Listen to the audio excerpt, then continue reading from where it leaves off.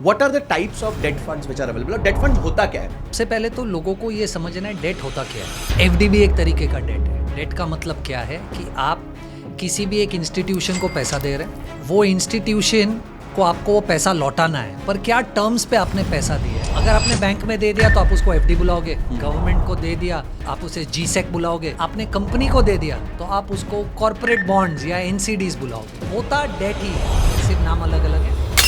Generally old लोग जो है वो एफडी को आज भी प्रेफर करते हैं क्योंकि उनका बैंक का रिलेशन होता है।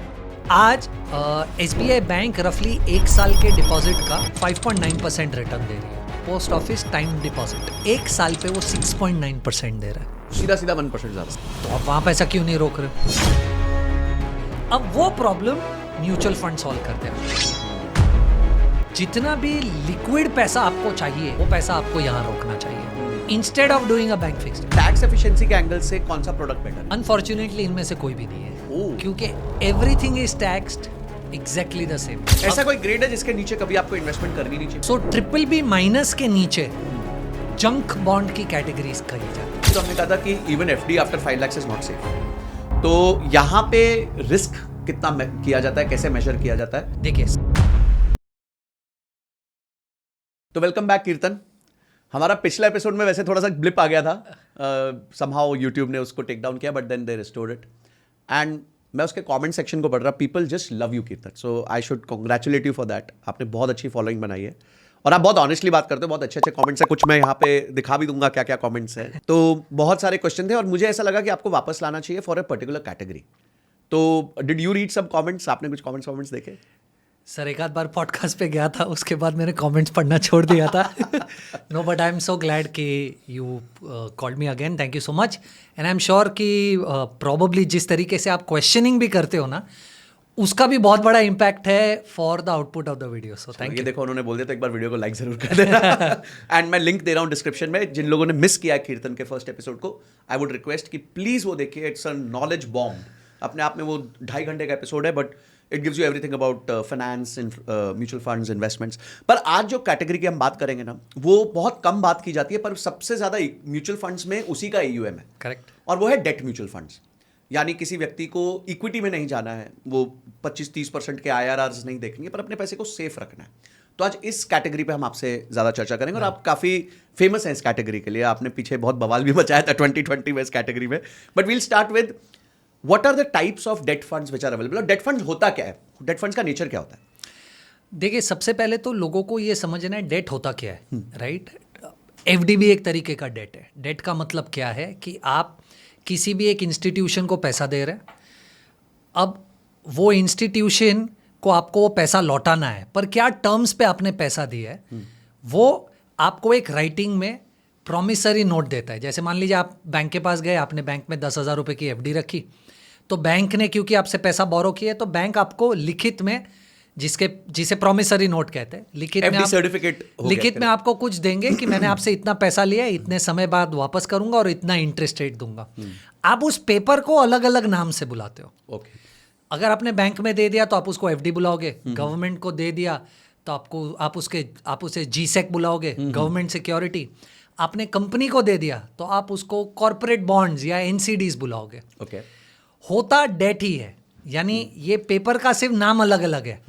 जिसने आपसे लोन लिया है वो आपको राइटिंग में दे रहा है कि मैंने आपसे पैसा उधार लिया है, ये टर्म्स है, अभी वापस कर दूंगा। उसे आप या तो जीसेक कहोगे या एनसीडी कहोगे या एफडी कहोगे, सिर्फ नाम अलग अलग है। बेसिक प्रीमाइस यही है, किसी ने आपसे लोन लिया और आपको वो पैसा वापस किस तरीके से लौटाएगा वो सिर्फ राइटिंग में दे रहा है। तो सबसे मेजर कंडीशंस इस पेपर की क्या होती है? मतलब क्या 3-4 सबसे बड़ी कंडीशंस होती है? तो सबसे पहले तो कितना पैसा लिया है, ठीक है। सेकंड कब मैच्योर होने वाला है, मैच्योर मतलब जैसे कब पैसा वापस कर देगा, मतलब इंस्टीट्यूशन वापस कब करेगा, पैसा कब वापस करेगा। तीसरा, क्या रेट ऑफ इंटरेस्ट पे ठीक है पैसा उधार लिया है, और पेमेंट पीरियड क्या है, यानी हर महीना इंटरेस्ट देगा, क्वार्टरली देगा, सेमी एनुअली देगा, साल के एंड में देगा, या पूरा पैसा क्यूमुलेटिवली मैच्योरिटी पे प्रिंसिपल के साथ वापस करेगा। ये 4-5 कॉमन चीज़ है अक्रॉस हर इंस्ट्रूमेंट आपको देखने मिलेगी। पर जैसे मैंने कहा, ये सब कुछ नहीं है बेसिकली किसी एक इंस्टीट्यूशन ने आपसे लोन लिया, नाम अलग अलग है। नाम क्यों अलग अलग है? क्योंकि वो डिफाइन करता है कि लोन किसने लिया है आपसे। जैसे मान लीजिए अगर मैं कहूँ नॉन कन्वर्टेबल डिबेंचर या कॉरपोरेट बॉन्ड, राइट, इससे आपको समझ जाना चाहिए जो भी इस इंडस्ट्री में है कि ये उधार आपसे कॉरपोरेट ने लिया है। तो जैसे रिलायंस हो गया या बड़े कोई कंपनीज हो गई, वो भी उधार लेती हैं। करेक्ट। अब अगर मैं कहूँ गवर्नमेंट सिक्योरिटी, तो इससे आपको समझ जाएगा कि ये किसी न किसी सरकार ने लिया है, राइट। तो है ये उधार, नाम अलग अलग है, जिससे आपको सिर्फ ये समझेगा कि उधार लिया किसने। तो कन्वेंशनल एफडी की तरह ही है, बट सिर्फ सबके टर्म्स और कंडीशंस हमारे अलग है। अब आते हैं कि इसमें क्या क्या, जिस तरीके से आपने डिफाइन किया, तो इसमें सबके साथ क्या क्या रिस्क एसोसिएटेड है और क्या क्या तरह के इंस्ट्रूमेंट्स हमारे पास म्यूचुअल फंड्स के थ्रू अवेलेबल है डेट में। ओके, तो सबसे पहला तो बहुत ही इंटरेस्टिंग क्वेश्चन है कि रिस्क क्या है, क्योंकि अनफॉर्चुनेटली लोगों को ये लगता है कि जब भी वो फिक्स्ड इनकम में पैसा निवेश करते हैं रिस्क नहीं है। फिक्स्ड इनकम मतलब डेट। हाँ, फिक्स्ड इनकम मतलब डेट, ठीक है। तो कहीं पर भी डेट में इन्वेस्ट करते हैं तो लोगों को ये लगता है कि रिस्क या तो नहीं है या तो रिस्क बहुत कम है। ये बहुत ही बड़ा मिसकंसेप्शन है, क्योंकि आप और मैं रिस्क को एसोसिएट करते सिर्फ डिफॉल्ट के साथ। इसका मतलब कि आपने किसी को पैसा उधार दिया, उसने आपको पैसा वापस नहीं किया, राइट, सिर्फ आप उसे रिस्क गिनते हो। ऐसा दोस्तों के साथ बहुत होता है उनको उधार दिया हुआ कभी वापस नहीं आता भाई पर इन्वेस्टिंग में बहुत अलग अलग तरीके के रिस्क होते हैं जो आप शायद उसे एज अ रिस्क कंसिडर नहीं करते, पर प्रोफेशनली उसे रिस्क माना जाता है। जैसे से फॉर एग्जांपल, अगर मैं आपको कहूँगा कि एफडी में क्या रिस्क है, तो आप कहोगे नहीं एफडी में तो कोई रिस्क नहीं है, आम जनता का थॉट प्रोसेस, राइट। पर एफडी में बहुत अलग अलग टाइप के रिस्क है। सबसे पहला रिस्क, 5 लाख के ऊपर आपकी एफडी सिक्योर्ड नहीं है एसबीआई बैंक में भी, राइट। अब मैं ये नहीं कह रहा हूँ कि एसबीआई बैंक, हाँ, मतलब चले मत जाना कि मेरे पैसे वापस कर दो, एसबीआई बैंक डूब जाएगा, but the point is risk तो रिस्क है। रिस्क तो रिस्क है। आपने अगर 10 लाख रुपए डाल दिए, कल उठ कर एसबीआई बैंक को कुछ हो जाता है तो आपको इंश्योरेंस कंपनी सिर्फ 5 लाख रुपया वापस करेगी, फर्स्ट। सेकेंड, तो इसे कहते हैं डिफॉल्ट रिस्क, कि आपका पैसा वापस नहीं आना। दूसरा रिस्क है री इन्वेस्टमेंट रिस्क। री इन्वेस्टमेंट रिस्क क्या होता है? तो आपने पैसा डाल दिया आज एसबीआई बैंक की एफडी में, मान लो 6% रिटर्न दे रहे हैं। 1 साल बाद जब इसकी मैच्योरिटी होगी, आपको पैसा वापस आएगा, आप उस पैसे को वापस निवेश करने की कोशिश करोगे। पर अब आप जब वापस जा रहे हो बैंक के पास पैसा निवेश करने, तब आपको 6 नहीं 5.5% मिल रहा है। तो आप जब पैसे को री इन्वेस्ट करने की कोशिश कर रहे हो तो आपको पहले मिला उससे कम रिटर्न मिल रहा है, आप उसे री इन्वेस्टमेंट रिस्क कहते हैं। और ज्यादा भी हो सकता है, ज्यादा भी हो सकता है, पर रिस्क तो रिस्क है। पर रिस्क कब होगा? जब आपको पहले मिल रहा था उससे कम मिलेगा, इसलिए एग्जांपल मैंने जी बिल्कुल कम मिलेगा उसका दिया, तो इसे आप कहते हो री इन्वेस्टमेंट रिस्क। तीसरा होता है interest rate risk. Interest rate risk का मतलब क्या है? आज आपने 6% पे बैंक की एफडी में पैसा रोक दिया, मान लीजिए 5 साल के लिए, और इस 5 साल में इंटरेस्ट रेट्स मार्केट में बढ़ गए। ये सेम बैंक आपको अगर आप 1 साल बाद 5 साल की एफडी करोगे तो 7% दे रही है, पर क्योंकि आपने जब 6% था तब 5 साल के लिए लॉक कर दिया तो आपको तो 6% मिलेगा। Interest rate risk, right. Liquidity risk, आपने पैसा रोक दिया 5 साल के लिए, आपको तीसरे साल पे पैसा चाहिए, तो किसी इंस्ट्रूमेंट्स में तो आपको पैसा वापस ही नहीं मिलेगा, और किसी इंस्ट्रूमेंट में वो 1% काट के मिलेगा, काट कर वापस दे देंगे। तो लिक्विडिटी तो मिल रही है, पर क्या सही प्राइस पे मिल रही है? द आंसर इज नो, क्योंकि वो पेनल्टी लगा रहे, लिक्विडिटी रिस्क। तो ऐसे बहुत अलग अलग टाइप के रिस्क है जिसे हम उतना वैल्यू नहीं करते जब डेट में निवेश करते, पर ये सब अलग अलग रिस्क है जिसकी वजह से इन सब के रिटर्न्स और प्राइसिंग अलग अलग है। जैसे हमने 4 रिस्क की बात की, डिफॉल्ट, री इन्वेस्टमेंट, लिक्विडिटी, इंटरेस्ट रेट, और एक 5वां इसमें ऐड कर देता हूं जो है रियल रिटर्न। अच्छा, राइट, या इन्फ्लेशन रिस्क, जिसे आप कहते हो। तो मैं अगर 6% पे आज एसबीआई के बैंक एफडी में पैसा लगा रहा हूं और मैं 30% के टैक्स ब्रैकेट में हूं, तो मुझे तो 1.8% तो एज टैक्स भरना है। तो मुझे 6 में से 4.2 मिला। मुझे तो हाथ में 4.2 मिला। क्या ये इन्फ्लेशन को बीट कर पा रहा है? नहीं। तो मुझे ऐसा लग रहा है साल के एंड में मेरे पास 6% का रिटर्न आया, राइट, पर मेरे पास एक्चुअली तो 4.2 ही आया टैक्स भरने के बाद, और मार्केट में अगर इन्फ्लेशन 6% है तो मुझे 1.8 का तो लॉस हो रहा है। तो ये 5 टाइप के रिस्क है। अब आप देखिए प्राइसिंग कैसे डिफर करती है। प्राइसिंग क्या है वो भी मैं आपको समझाता हूँ। तो आपने बैंक एफडी में एसबीआई ने आपको 6% दे दिया, पर अगर आप किसी एक कॉरपोरेट के पास लोन लेने जाओगे, राइट, कोई भी एक कॉरपोरेट, मान लीजिए बजाज फाइनेंस, आप बजाज फाइनेंस के पास चले जाओ, क्या बजाज फाइनेंस आपको 6% में एफडी देगा? नहीं देगा। अगर वो 6% से ज़्यादा में एफडी दे रहा है, राइट, मान लीजिए 7%, हाइपोथेटिकल केस, तो वो 1% आपको इसलिए ज़्यादा दे रहा है क्योंकि इन 5 में से 1, 2 या 3 चीज़ें उसमें इस एफडी से खराब है। ओके, तो जैसे जैसे कोई चीज ज्यादा खराब होगी उसका ब्याज दर ज्यादा हो जाएगा। एब्सोल्युटली।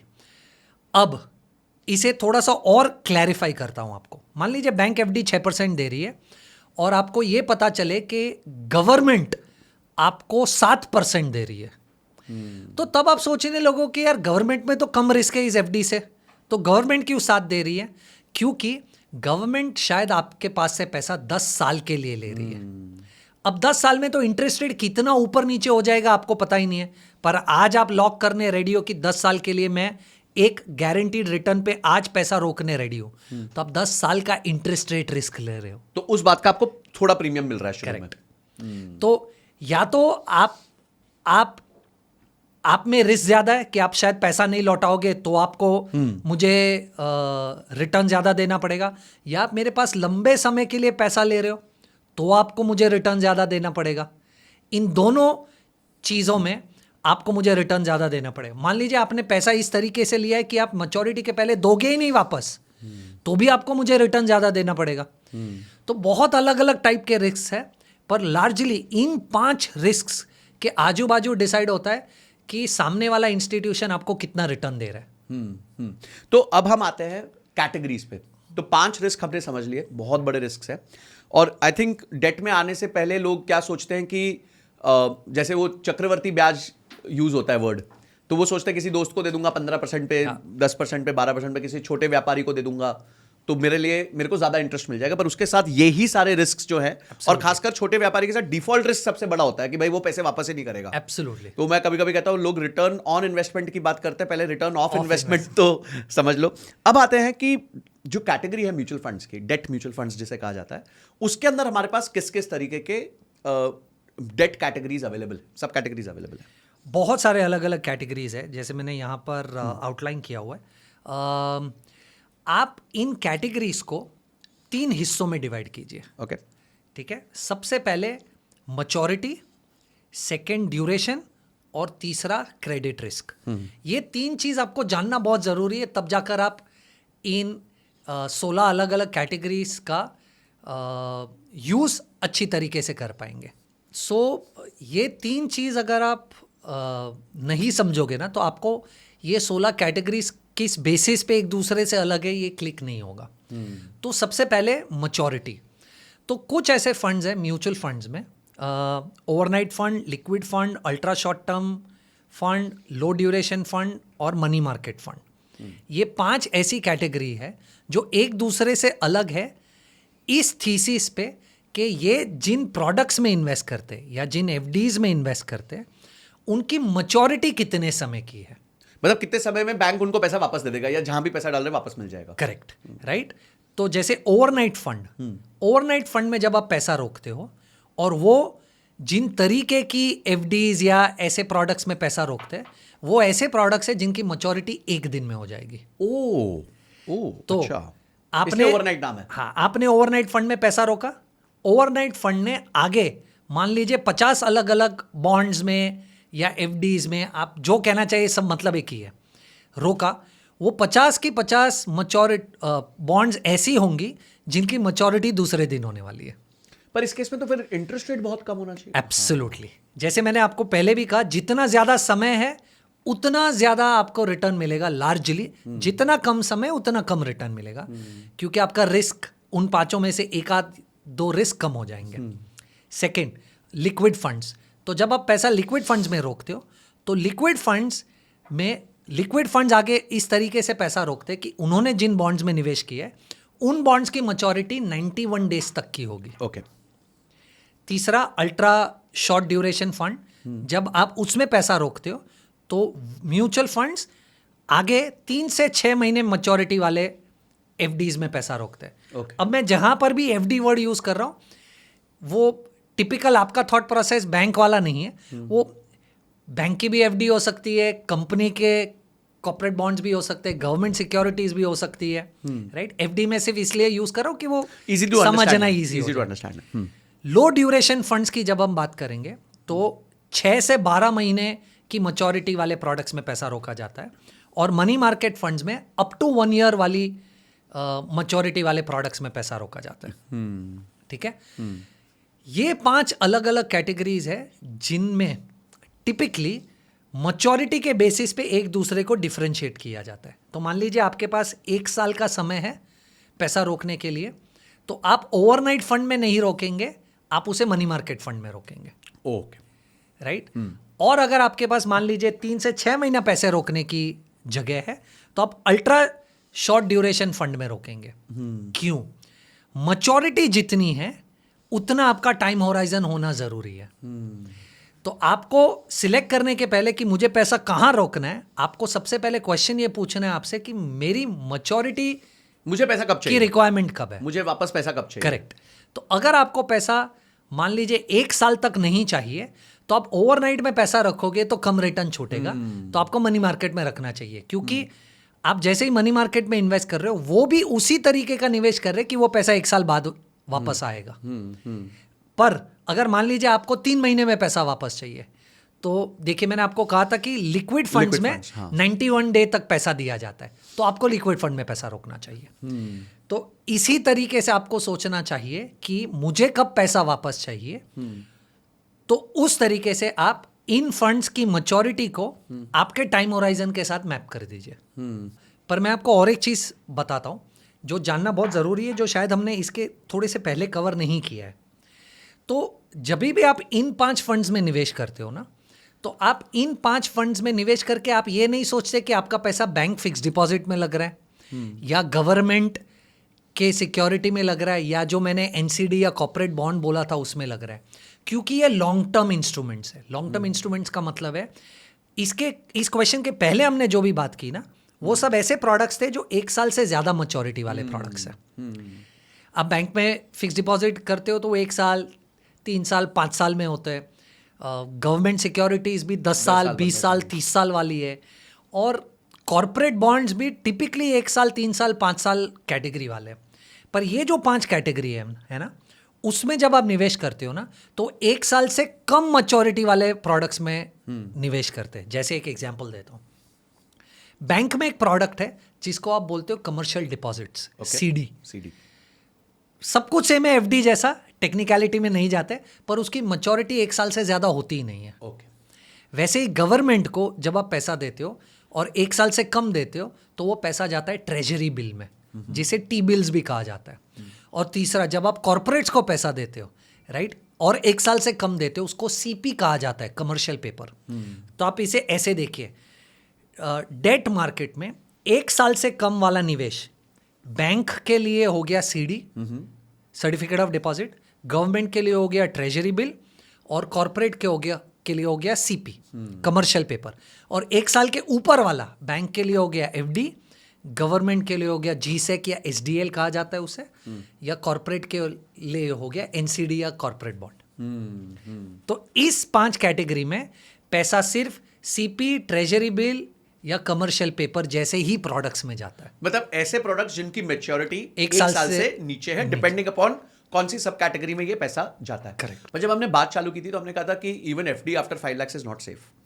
तो यहाँ पे रिस्क कितना किया जाता है, कैसे मेजर किया जाता है, और ये लोग रिस्क प्रोटेक्शन कैसे करते हैं, ये फंड्स रिस्क प्रोटेक्शन कैसे करते हैं? देखिए, सबसे पहले तो बेसिक रिस्क पे जाते हैं। मैंने आपको 5 चीज़ों के बारे में कहा था रिस्क के बारे में। सबसे पहले डिफॉल्ट रिस्क।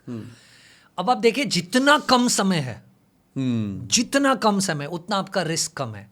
क्योंकि आज अगर मैं आपको पैसा दे रहा हूं आपकी PNL, cash flow, balance sheet देखकर, तो प्रिडिक्टेबिलिटी के 6 महीने बाद आप क्या मुझे पैसा लौटाओगे कि नहीं, वो बहुत ज्यादा है, बहुत हाई है, हाँ। वर्सेस 6 साल बाद पैसा दोगे कि नहीं। तो इन सब प्रोडक्ट्स में डिफॉल्ट रिस्क बहुत कम है, राइट? क्योंकि ये 1 साल से ऊपर पैसा देते ही नहीं है, राइट? फर्स्ट, पहले मैं प्रोडक्ट्स की बात कर रहा हूं, ट्रेजरी बिल, सीपी, सीडी, मतलब जहां पे म्यूचुअल फंड पैसा डालने वाला है। Correct, right? सेकंड, अभी इसमें री इन्वेस्टमेंट और इंटरेस्ट रेट रिस्क भी बहुत कम है, क्योंकि ये 3-6 महीने वाला प्रोडक्ट है। तो 3-6 महीने में आपका रिटर्न इतना कुछ चेंज नहीं हो जाएगा मार्केट में कि आपको ऐसा लगने लगेगा कि मैंने जिस भाव पे खरीदा था उससे तो बहुत ज्यादा या बहुत कम पे ट्रेड कर रहा है, राइट? क्योंकि ये कम समय का प्रोडक्ट है, वापस जैसे मैंने कहा, आप इसे इन्फ्लेशन रिस्क के माध्यम से नहीं देख सकते, क्योंकि आप इसमें पैसा शायद इन्फ्लेशन बीट करने के लिए रख ही नहीं रहे, राइट? तो ये जो हमने प्राइमरी रिस्क्स के बारे में बात की थी ना, वो इन सब प्रोडक्ट्स में बहुत ही कम है, लीस्ट पॉसिबल है, लीस्ट पॉसिबल। अब म्यूचुअल फंड इसके ऊपर अपना लेयर कैसे सेट करता है, राइट? सबसे पहले 5वां हमने लिक्विडिटी कहा था, राइट? तो सबसे पहले जब आप म्यूचुअल फंड्स में इन्वेस्ट करते हो और म्यूचुअल फंड्स इन प्रोडक्ट्स में निवेश करता है, म्यूचुअल फंड्स तो आपको फुल लिक्विडिटी दे रहा है, आपको कभी भी पैसा चाहिए T+1 एक दिन में आपको आपका पैसा मिल जाएगा। प्लस म्यूचुअल फंड, जब आप म्यूचुअल फंड को पैसा देते हो तो म्यूचुअल फंड्स कम से कम 50 या 100 अलग अलग बॉन्ड्स में पैसा निवेश करते हैं, तो आपका पैसा डाइवर्सिफाई हो गया, राइट?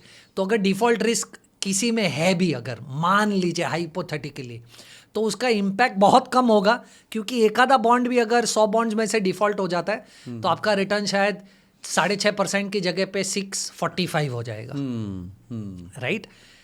तो जब आप पैसा म्यूचुअल फंड्स में रोकते हो इसके थ्रू, एक तो ओरिजिनली इन प्रोडक्ट्स में रिस्क कम है, पर अगर म्यूचुअल फंड के लेयर के थ्रू आप ये पैसा रोकते हो तो रिस्क और भी ज़्यादा कम हो जाता है, क्योंकि म्यूचुअल फंड सिलेक्ट करता है कि मैं कौन से 50 बॉन्ड्स में डालूंगा, तो उन्होंने ऑलरेडी रिसर्च कर रखी है। Plus mutual fund extremely liquid है, तो वो रिस्क आपका चला गया, आपको जब पैसा चाहिए तब मिल जाएगा।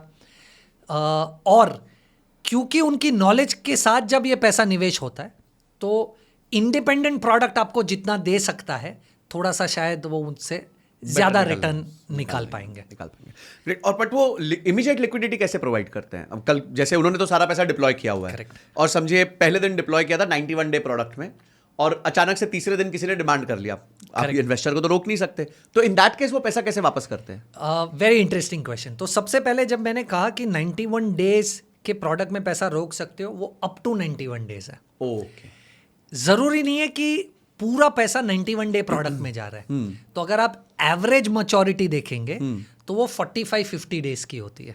ओके, तो अलग अलग बकेट्स में, जैसे आप जनरली बकेटिंग बात करते हैं, अलग अलग बकेट्स में पैसा रोका जाता है। तो कुछ पैसा 91 डे में होगा, कुछ पैसा 60 डे में होगा, कुछ पैसा 30 डे में होगा, कुछ पैसा उससे भी कम में होगा, कुछ पैसा एकदम ही लिक्विड होगा।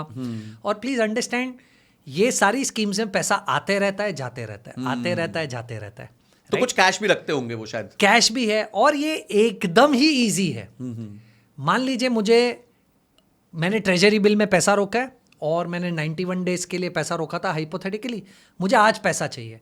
मार्केट्स इतने लिक्विड है कि आप ये ट्रेजरी बिल मार्केट में बेचकर पैसा रेस कर सकते हो। Got it. तो लिक्विडिटी का तो बिल्कुल कोई प्रॉब्लम नहीं है मेरे हिसाब से, एटलीस्ट इन 5 कैटेगरीज में फॉर श्योर। परफेक्ट। अच्छा, अब इनका यूज केस आपने बता दिया। जनरली ओल्ड लोग जो है वो एफडी को आज भी प्रेफर करते हैं, क्योंकि उनका बैंक का रिलेशन होता है। करेक्ट। तो is it better to invest in FD और is it better to keep that money in let's say liquid funds, या ये जो आपने बताया ultra short duration, low duration? See, मैं आपको 2-3 चीज़ें बताता हूँ। सबसे पहले तो आप मान लीजिए आपको म्यूचुअल फंड्स पे कॉन्फिडेंस नहीं है फॉर वट एवर रीज़न, और वो कॉन्फिडेंस लो इसलिए भी हो सकता है शायद आपको नॉलेज नहीं है, राइट? तो नॉलेज नहीं है तो कॉन्फिडेंस ऑटोमेटिकली कम हो जाएगा। ट्रू। तो मुझे ऐसा लग रहा है कि आप ये सोचे उसके पहले भी एफडी के बाहर कितने सारे ऑप्शंस है जो आप कंसिडर नहीं कर रहे हो। जैसे आपको एक एग्जांपल देता हूँ। आज SBI बैंक रफली 1 साल के डिपॉजिट का 5.9% रिटर्न दे रही है। ओके। पोस्ट ऑफिस में एक प्रोडक्ट है जिसे आप कहते हो पोस्ट ऑफिस टाइम डिपॉजिट। एक साल पे वो 6.9% दे रहा है, सीधा सीधा 1% ज्यादा, सीधा 1% ज़्यादा। तकरीबन 0.75 से 1% का डिफरेंस है पोस्ट ऑफिस के टाइम डिपॉजिट में और नेशनलाइज बैंक के एफडी में over 1 year, 3 year, 5 year period. तो अगर आपको इन टेक्निकलिटीज में नहीं भी जाना है, मान लीजिए हाइपोथेटिकली, राइट, तो आप पोस्ट ऑफिस की टाइम डिपॉजिट में पैसा रोक दीजिए, राइट। अगर आप सीनियर सिटीजन है, राइट, तो सीनियर सिटीजन को तो 5.9 प्लस 2.5% दे रहा है bank. Senior citizen saving schemes 8.2% देता है आपको। वाओ, मतलब सीधा 2% से भी ज्यादा। तो आप वहां पैसा क्यों नहीं रोक रहे हो, राइट। पर मान लीजिए इन सब प्रोडक्ट्स में देखिए वो रिटर्न ज्यादा दे रहा है तो कुछ तो रिस्क है। अब इन प्रोडक्ट्स में रिस्क डिफॉल्ट का नहीं है, इन प्रोडक्ट्स में रिस्क है मैच्योरिटी का या लिक्विडिटी का।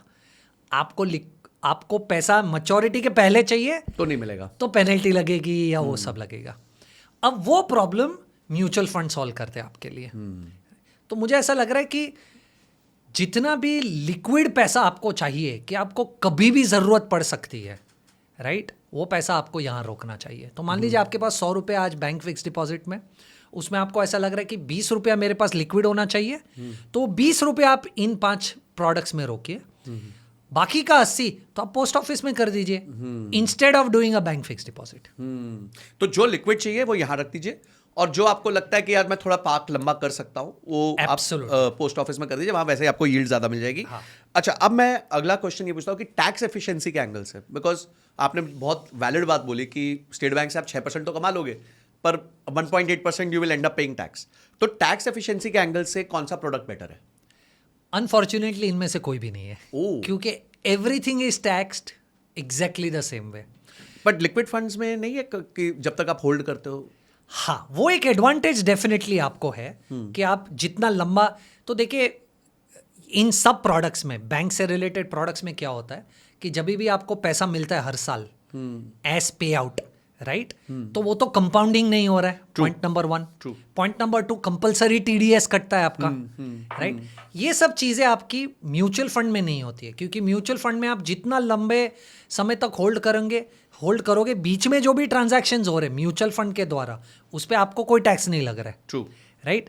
आपको तो टैक्स लगेगा सिर्फ जब आप रिडीम करेंगे, तो वो डेफिनेटली बहुत बड़ा एडवांटेज है। पर अगर आप ब्रॉडर एस्पेक्ट पे देखें कि क्या म्यूचुअल फंड को ऐसी कोई दूसरी टैक्स एडवांटेज मिल रही है जो एफडी को मिल रही है या पोस्ट ऑफिस को मिल रही है, तो वो आंसर नो है। पर हाँ, आज से 2 साल पहले वो आंसर यस था। आज से 2 साल पहले डेट म्यूचुअल फंड्स में जब आप पैसा रोकते थे तो आपको इंडेक्सेशन एडवांटेज मिलता था, जो अब नहीं मिलता है। पर हैविंग सेड दैट, थैंक्स कि आपने ये पॉइंट रेस किया, डेफिनेटली ये बहुत बड़ा एडवांटेज है कि बैंक एफडी में आपको कंपलसरी टीडीएस कट जाएगा, आपको वो पैसे की ज़रूरत है भी या नहीं है, राइट। पर लिक्विड फंड्स या इनमें से किसी भी 5 डेट फंड जिसमें हमने बात की, उसमें आप पैसा अगर 5 साल तक होल्ड कर रखे, राइट, तो आपको कोई वो टीडीएस भरने की ज़रूरत नहीं है, तो उसमें स्लिपेज कम हो जाएगा और कंपाउंडिंग का एडवांटेज मिलेगा। ओके, तो अभी तक हमने शॉर्ट ड्यूरेशन फंड्स की बात करी, करेक्ट। तो अब इसी के अराउंड एक यूज केस और आता है जो बहुत फेमस यूज केस है, हम सब उसके बहुत मैसिव प्रोपोनेंट्स हैं, और वो है इमरजेंसी फंड। तो इमरजेंसी फंड क्या हमारे को एफडी में रखना चाहिए, कैश में रखना चाहिए, लिक्विड फंड में रखना चाहिए, ओवरनाइट फंड में? क्योंकि ये क्वेश्चन मुझे भी बहुत आता है, मुझे ऐसा लगता है, मेरी थॉट अलग है, but I would like to listen to you on this.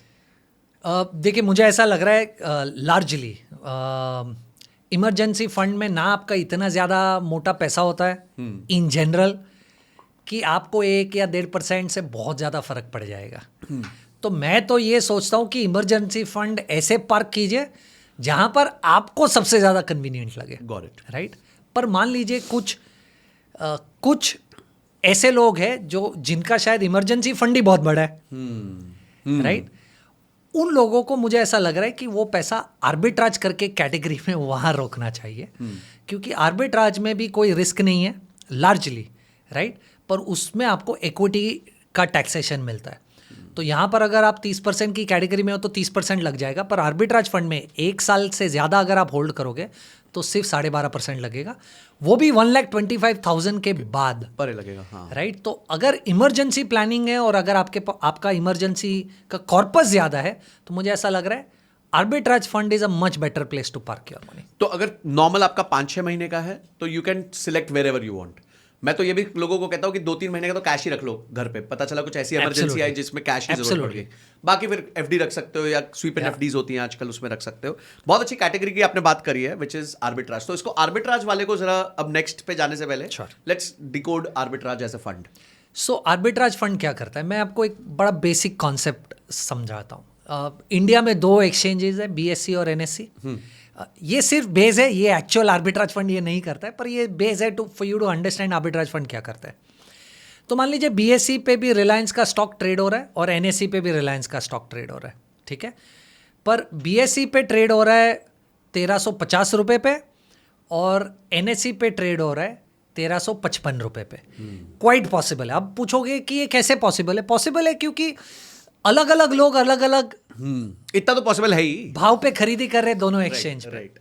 तो आर्बिट्राज का मतलब क्या होता है? आर्बिट्राज का मतलब है जहां पर आपको 1350 में मिल रहा है वहां पर आपने खरीदा, और जहां पर आपको 1355 मिल रहा है वहां पर आपने बेच दिया, और ये सेटल भी होता है ट्रेड। Oh okay, right. ये it is as simple as आपने 1 किलो आलू 10 रुपए पे हाँ, कहीं और से 12 लिया और 12 में रुपए पे कहीं और पे बेच दिया तो 2 रुपए का फायदा हो गया। True true. पर आप ये आलू तभी खरीदेंगे जब आपको पता है कि 10 रुपए पे लेने के बाद 12 पे बिकेगा, बिक जाएगा। तो आर्बिट्राज फंड में उस कॉन्सेप्ट की वजह से रिस्क नहीं है। आप ट्रेड तभी लोगे जब आपको ये स्प्रेड दिखेगा, ये 5 रुपए का डिफरेंस दिखेगा। अब ये थियोरटिकल अंडरस्टैंडिंग है। प्रैक्टिकली आर्बिट्राज फंड्स क्या करते हैं वो समझते हैं। प्रैक्टिकली आर्बिट्राज फंड्स कैश और फ्यूचर्स में खेलते हैं। Okay, right. मतलब मान लीजिए कैश में, कैश इन द सेंस जहां पर आप रिलायंस का शेयर खरीदेंगे तो आपको डिलीवरी मिलेगी, या रिलायंस का शेयर्स बेचोगे तो आपको डिलीवरी देनी पड़ेगी शेयर की, उसको आप कैश मार्केट कहते हो। तो मान लीजिए कैश मार्केट में 1350 में रिलायंस मिल रहा है और रिलायंस का फ्यूचर्स जो FNO वाला फ्यूचर्स होता है वो 1355 पे फ्यूचर्स मार्केट में ट्रेड कर रहा है, राइट। तो आप फंड क्या करेगा? फंड 1350 में कैश में रिलायंस खरीद लेगा और 1355 में फ्यूचर्स में बेच देगा। क्योंकि डेरिवेटिव का बेसिक कॉन्सेप्ट ये है कि जब एक्सपायरी होगी महीने के एंड में, राइट, तो ये कैश और फ्यूचर्स का भाव सेम हो जाएगा, प्रीमियम खत्म हो जाएगा, राइट। ये 5 रुपए का प्रीमियम 0 हो जाएगा। अब स्टॉक का भाव कहीं पर भी जाए, आपने अगर ये 5 रुपए का ट्रेड लिया है यहां लेकर यहां बेचना, तो आपको 5 रुपया मिलना ही है। कैसे? मान लीजिए आपने 1350 पे लिया था और 1355 पे फ्यूचर्स बेचा था, अब ये भाव 1200 रुपया हो गया, बहुत ही गिर गया, बहुत ही गिर गया। तो आपको 150 रुपये का कैश में लॉस हुआ, पर 155 का वहां 155 का फ्यूचर्स में फायदा हो गया, तो भी आपको 5 रुपया मिला। और मान लीजिए 1350 का भाव 2000 हो गया, तो आपको यहां प्रॉफिट हुआ 650 रुपये का और यहां आपको 645 रुपीज का लॉस हो जाएगा। तो किसी भी केस में भाव कहीं पर भी जाए, लॉक कर दिया, आपको ये 5 रुपया मिलना ही मिलना है, राइट। और फंड पे कोई जबरदस्ती नहीं है ट्रेड करने की, फंड को अगर ये डिफरेंस दिखा तो ही ट्रेड करेंगे। अब आप कहोगे कि क्या गारंटी है कि ये 5 रुपए का डिफरेंस होगा ही, राइट। अब इसका बड़ा सिंपल कॉन्सेप्ट है। इससे मुझे ऐसा लग रहा है इन्वेस्टर्स को ये भी समझेगा कि आर्बिट्राज फंड कब करना चाहिए और कब नहीं करना चाहिए, राइट। ये 5 रुपए का डिफरेंस 2 रुपया भी हो सकता है और ये 5 रुपए का डिफरेंस 20 रुपया भी हो सकता है। कैसे? डिपेंड करता है इंटरेस्ट रेट्स पे। क्यों? पहले मैं आपको बेसिक कॉन्सेप्ट समझाता हूँ। मान लीजिए आपने 1350 का रिलायंस का स्टॉक खरीदा, आपको कितना पैसा देना है इस स्टॉक को आपके डीमैट में लाने के? पूरा 1350, पूरा 1350। पर जब आप फ्यूचर्स में 1355 का रिलायंस का फ्यूचर खरीदते हो तो आपको पूरा 1355 देने की जरूरत नहीं है, 1/4 देना है। आप 25% मार्जिन या 20% मार्जिन देते हो। तो जो आपको ये बेच रहा है फ्यूचर्स, राइट, वो आपको छोटा सा एक प्रीमियम चार्ज कर रहा है, क्योंकि आप 75% तो दे ही नहीं रहे हो। आप तो सिर्फ उधार ही दे रहे हैं एक तरीके से आपको। ओके, आप तो सिर्फ 25 दे रहे हो। तो प्राइसिंग इस तरीके से की जाती है कि आपने 25 दिया, कोई बात नहीं, जो 75 नहीं दे रहे उसका इंटरेस्ट तो दे दो। हाँ, तो मान लीजिए इंटरेस्ट रेट अगर मार्केट में ज्यादा है तो ये प्रीमियम ज्यादा होगा। तो ये 5 की जगह पे 10 होगा, 12 होगा। मान लो इंटरेस्ट रेट कम है तो ये प्रीमियम 5 की जगह पे 2 या 3 रुपया होगा। करेक्ट। इस तरीके से आपके इंटरेस्ट आर्बिट्राज फंड का रिटर्न चेंज होता है। अगर इंटरेस्ट रेट्स मार्केट में गिर रहे तो आपके आर्बिट्राज फंड के रिटर्न्स भी गिरेंगे क्योंकि आपका प्रीमियम कम हो जाएगा। अगर इंटरेस्ट रेट ज़्यादा है मार्केट में तो आपके आर्बिट्राज फंड के रिटर्न ज़्यादा हो जाएंगे क्योंकि वहाँ पर आपको प्रीमियम ज़्यादा मिलेगा। तो अब 2 चीज़ें टू एंड विथ कहना चाहूँगा। सबसे पहले, इंटरेस्ट रेट्स ज़्यादा है या बढ़ रहे हैं, आप अगर उस टाइम फ्रेम में हो तो आपको आर्बिट्राज फंड्स कंसिडर करना चाहिए। आप 0% वाले टैक्स ब्रैकेट में हो या 30% वाले टैक्स ब्रैकेट में हो, यहाँ ज़्यादा पैसा बनेगा। पर मान लीजिए इंटरेस्ट रेट्स कम है या गिर रहे हैं, राइट, तो 30% वालों को तो अभी भी आर्बिट्राज करना चाहिए। पर अगर मान लीजिए आप टैक्स ब्रैकेट में नहीं हो या 10% वाले टैक्स ब्रैकेट में हो तो आपको लिक्विड फंड्स देखना चाहिए क्योंकि आपके पास वो एक तो आर्बिट्राज फंड रिटर्न कम जनरेट करने वाला है और आपको तो टैक्स की पड़ी नहीं है क्योंकि आप तो कम, हाँ, वैसे 12 लाख से नीचे वाले ब्रैकेट में हो फॉर एग्जांपल, तो आपको लिक्विड फंड्स या ओवरनाइट फंड्स या मनी मार्केट फंड्स बेहतर है आर्बिट्राज फंड्स है। Beautiful beautiful. I think arbitrage funds को इतना सरल तरीके से बहुत कम लोग समझा पाते हैं। और आर्बिट्राज एज ए वर्ड का मतलब ही ये होता है कि रिस्क फ्री प्रॉफिट। तो ये रिस्क फ्री प्रॉफिट वाला कॉन्सेप्ट है, बट कितना होगा कैसे होगा वो इंटरेस्ट रेट्स पे डिपेंड करेगा, बिकॉज उसी के बेसिस पे वो जो 75 पैसे पे जो 75% पे लोन दिया गया है उसका इंटरेस्ट डिसाइड होगा। अब सेकंड आते हैं, हमने शॉर्ट ड्यूरेशन मतलब 1 साल से नीचे वालों की बात कर ली, आर्बिट्राज की बात कर ली।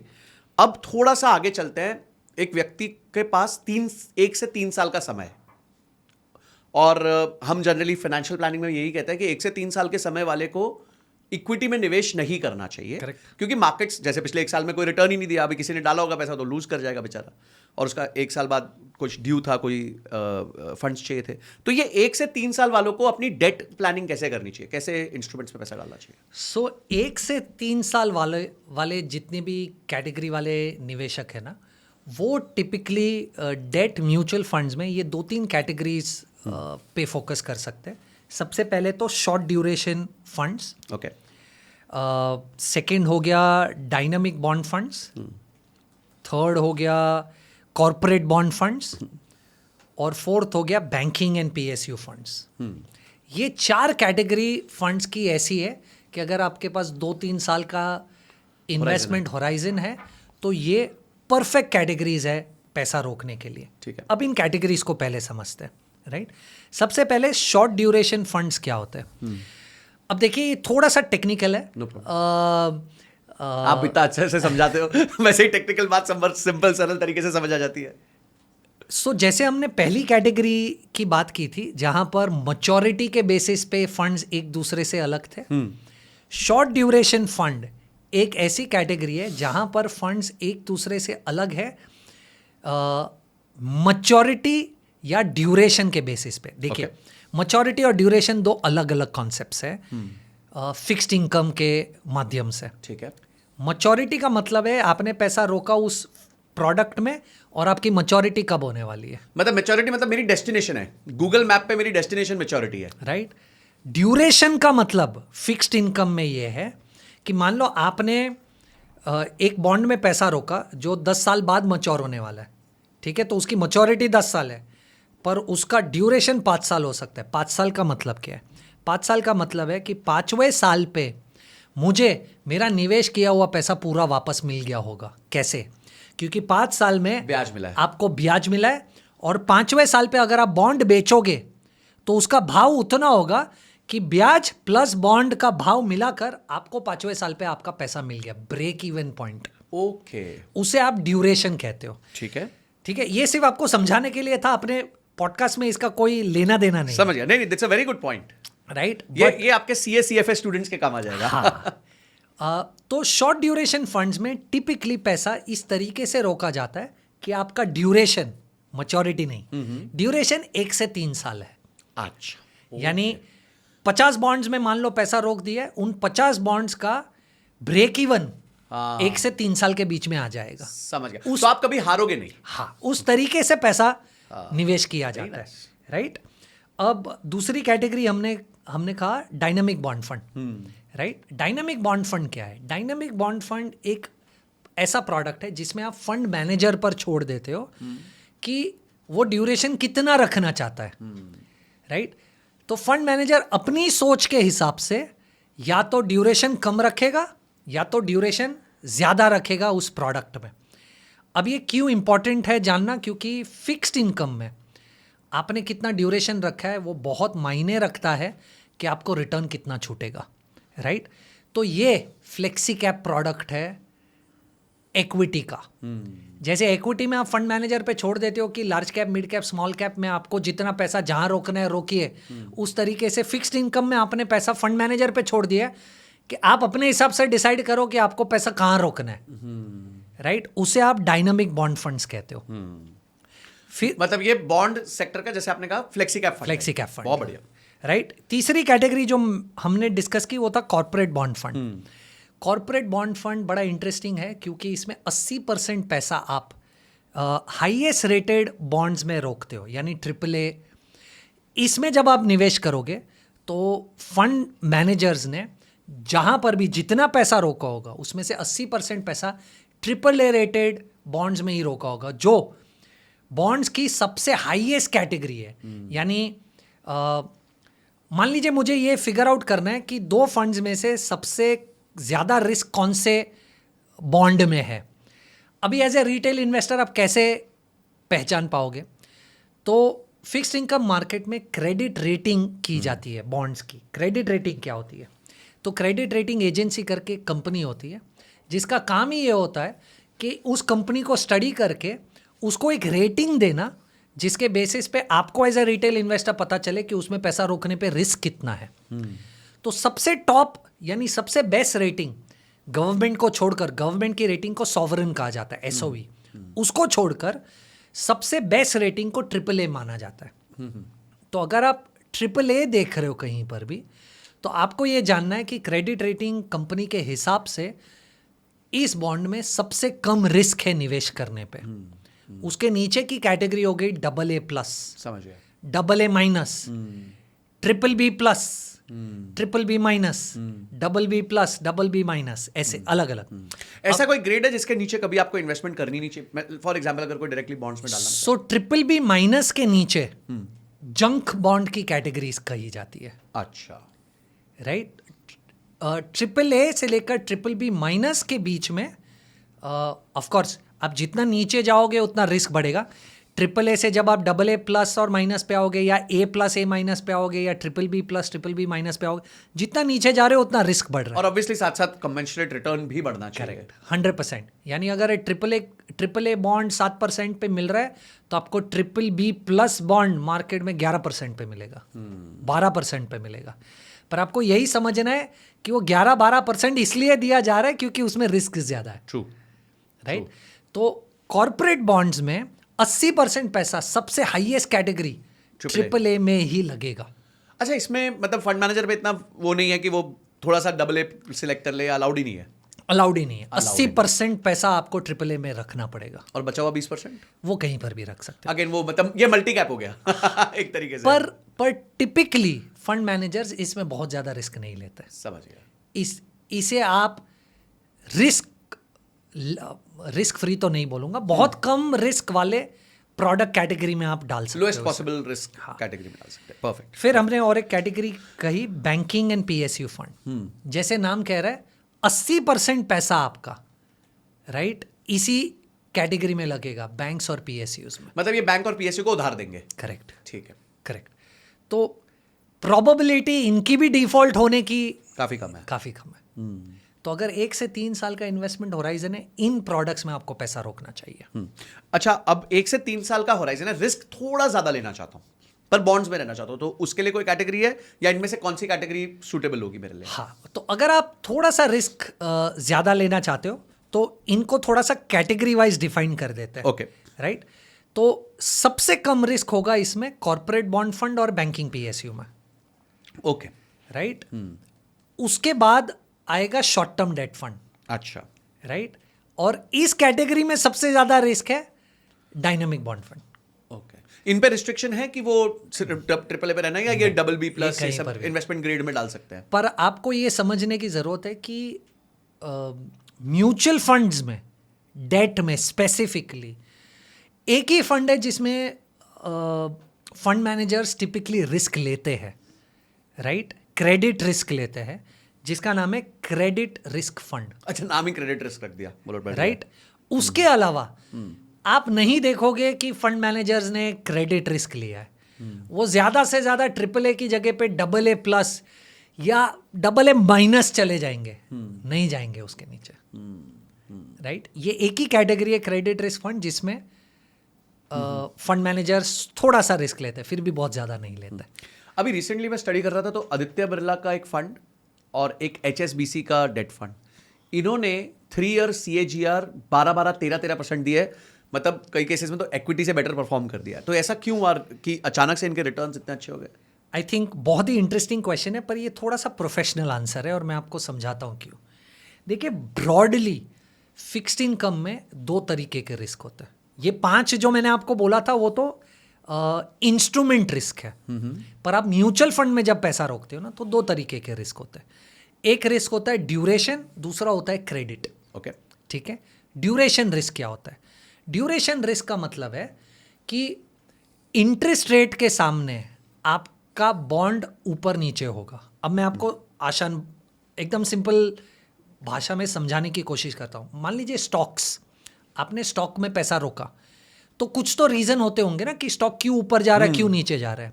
वैसे 2 रीज़न है फिक्स्ड इनकम में कि बॉन्ड का भाव क्यों ऊपर जाएगा या क्यों नीचे जाएगा। तो आप इसे ऐसे सोचिए, आपने एक FD में पैसा रोका, FD को मार्केट में लिस्ट कर दिया। अब कुछ तो रीज़न होगा ना कि 100 रुपये की FD कभी 105 हो जाएगी, कभी 95 हो जाएगी। तो वो 2 रीज़न है, उसको समझने की कोशिश करते कि ये कब 95 होगा, कब 105 होगा। 2 रीज़न है, एक रीज़न है ड्यूरेशन, दूसरा है क्रेडिट। क्रेडिट समझना ईजी है, पहले क्रेडिट समझते हैं। क्रेडिट का मतलब क्या है? आपने एक रेटिंग एजेंसी को कहा कि बॉस इसको क्रेडिट रेटिंग दो कि मुझे समझे इसमें रिस्क कितना है। उसने इसको AAA दे दिया। अब AAA दे दिया तो AAA हो गया सबसे बेस्ट रेटिंग, आपने उसको 100 रुपये पे लिस्ट कर दिया मार्केट में। अब 6 महीने बाद, 1 साल बाद कंपनी में कुछ गड़बड़ हो गई और क्रेडिट रेटिंग एजेंसी ने जब रिव्यू किया तो उसे पता चला कि बॉस अब इसको AAA नहीं दे सकते, तो अब उसका डाउनग्रेड कर दिया AA+।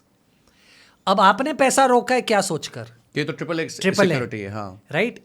इसलिए मुझे 7% मिलेगा तो चलेगा, पर अब इसका रिस्क AA हो गया, पर अभी भी वो आपको तो 7% दे रहा है, तो इसका भाव गिरना चाहिए मार्केट में। बिल्कुल, मतलब जो अब घुसेगा वो 9% की अपेक्षा करेगा फॉर एग्जांपल, करेक्ट, तो ऑब्वियसली प्राइस कम हो जाएगा। तो प्राइस कम हो जाएगा। तो क्योंकि इसकी क्रेडिट रेटिंग गिरी, रिस्क बढ़ गया, तो 100 रुपये का बॉन्ड 95 में मिलेगा। तो अब जो इसे 95 में खरीदेगा ना, उसको 7% से ज्यादा मिलेगा। कैसे? उसने 95 में खरीदा, पर बॉन्ड तो अभी भी वही 7% रिटर्न देगा 100 रुपए पे, 100 रुपए पे। तो 95 पे 7 रुपए मिल गया, करेक्ट। और मैच्योरिटी पे 100 रुपए की मैच्योरिटी होगी। ओ अच्छा, हाँ, वो 5 रुपए भी ज्यादा मिलेंगे। करेक्ट, तो इसका रिटर्न 8.5-9% हो जाएगा। तो जैसे ही क्रेडिट रेटिंग गिरती है तो बॉन्ड का भाव गिरेगा। ठीक है, परफेक्ट। और इसका रिवर्स भी ट्रू है, क्रेडिट रेटिंग बढ़ेगी तो बॉन्ड का भाव ऊपर चला जाएगा। ठीक है, राइट। अब ड्यूरेशन समझने की कोशिश करते हैं, ये बड़ा ही इंटरेस्टिंग कॉन्सेप्ट है। तो मान लीजिए आपने 100 रुपये की एक FD खरीदी 5 साल के लिए और वो आपको 7% का ब्याज दे रही है, आपने उसको लिस्ट कर दिया एक्सचेंज पे। 1 साल बाद मार्केट में इंटरेस्ट रेट्स गिर गए। अब 1 साल बाद उसी बैंक की 5 साल की FD अब 6% पे मिल रही है, पर आपने 5 साल वाले FD में निवेश किया, उस पर 7% मिल रही है।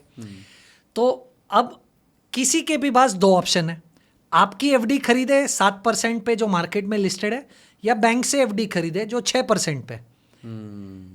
आपको क्या लगता है कहां पर लोग खरीदी करना चाहिए? जहां 7% मिल रही है, वहां पर 7% मिल रहा है, तो लिस्टेड पे 7% मिल रहा है, तो यहां ऑटोमेटिकली सब लोग खरीदना जाएंगे। तो 100 रुपए का बॉन्ड 105 होना चाहिए या 95? बढ़ जाएगा 105 हो बिकॉज जाएगा। मेरे पास ऐसी चीज है जो ज्यादा वैल्यूएबल है। करेक्ट, 105। तो अब देखिए क्या हुआ, मार्केट में जब इंटरेस्ट रेट्स गिरे, 7% पे FD मिल रही थी, 6% हुई, तो 7% वाली FD का भाव बढ़ गया। बराबर है। तो जब इंटरेस्ट रेट्स गिरते हैं तो पुराने ज्यादा इंटरेस्ट रेट वाले बॉन्ड्स या एफडीज का भाव बढ़ जाता है। इसलिए कहा जाता है जब इंटरेस्ट रेट्स गिरते हैं ना, बॉन्ड के भाव ऊपर जाते हैं। और रिवर्स भी ट्रू है, राइट? मान लीजिए आपने 7% वाली एफडी में पैसा रोका था, वो लिस्ट हो गई, अब वही बैंक 8% में एफडी दे रही है, तो आपके भाव कम हो गए, क्योंकि नाउ आई ओन समथिंग जो जिसकी वैल्यू कम है। करेक्ट। तो ड्यूरेशन समझने के लिए आपको ये कॉन्सेप्ट समझना जरूरी है कि इंटरेस्ट रेट्स और बॉन्ड की वैल्यू इनवर्सली प्रोपोर्शनल है, उल्टा है एक दूसरे से। अब पिछले 2 या 3 सालों में क्या हुआ है? इंटरेस्ट रेट गिरे हैं, इंटरेस्ट रेट जम के गिरे हैं। क्योंकि इंटरेस्ट रेट्स गिरे हैं, जब म्यूचुअल फंड्स ने जिन बॉन्ड्स में पैसा रोका है और वो सब लिस्टेड बॉन्ड्स है, तो उनके भाव बढ़ गए मार्केट में, तो इसीलिए रिटर्न्स बढ़ गए। वाओ। तो दिस डजंट मीन कि आगे भी सेम चीज कंटिन्यू करेगी। एग्जैक्टली नहीं करेगी। इसीलिए कहा जाता है पास रिटर्न्स को देखकर निवेश मत कीजिए। और ये बहुत ही स्पेसिफिक है डेट के लिए। डेट में पिछले 2 सालों में क्योंकि इंटरेस्ट रेट्स गिरे हैं, इसलिए रिटर्न्स बढ़े हैं। अब अगर आप पैसा रोकोगे तो अब तो आप एक ऐसी सिचुएशन में हो जहां से शायद इंटरेस्ट रेट्स यहां से ऊपर जाएंगे, कम होना पॉसिबल कम है, राइट? तो आप ज्यादा पैसा तोड़ोगे बनाने से ज्यादा, क्योंकि ये रिवर्स आपके लिए काम करेगा। आपने पैसा रोका, इंटरेस्ट रेट्स ऊपर गए, ओके, तो अब ये बॉन्ड्स की वैल्यू गिर जाएगी, तो आपको बहुत ही कम रिटर्न्स मिलेंगे। तो इसका सोल्यूशन क्या है? आप क्रेडिट रिस्क फंड्स में पैसा रोकिए, राइट? अब ये एकदम ही प्रोफेशनल एडवाइस है, प्लीज इसको आप अपना चेक करके करें।